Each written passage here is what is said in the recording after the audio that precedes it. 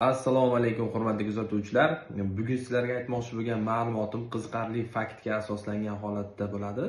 Sababi hamma biladi, gijjalar haqida, parazitlar haqida bolalarda juda ko'p uchrashi va ularda klinik belgilari tishlarni g'ichirlatishi, qorinda og'riqlar bo'lishi yoki qorindagi o'sha noqulayliklar, ich qotishi yoki ayrim paytlarda ich ketish, bu hamma bilgan faktlar, lekin parazitlarda zararli tomoni yana bir klinik belgi bilan namoyon bo'ladiki, ya'ni bolalarda kamqonlikka sababchi bo'ladi. Nima uchun? To'g'ri. Gijja bilan og'rigandan keyin ishtahasi past bo'ladi, temirga boy bo'lgan mahsulotlar iste'moli kamayishi mumkin. Bir.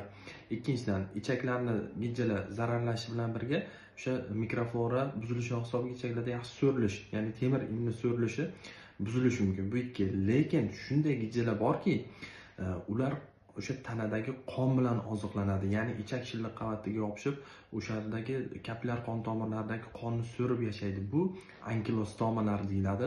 Ya'ni o'sha tanani ichaklardagi tomirlarga yopishib, o'sha qon bilan oziqlanadi va bu vaqt o'tishi bilan bolalarda kamqonlikka sababchi bo'lishi mumkin.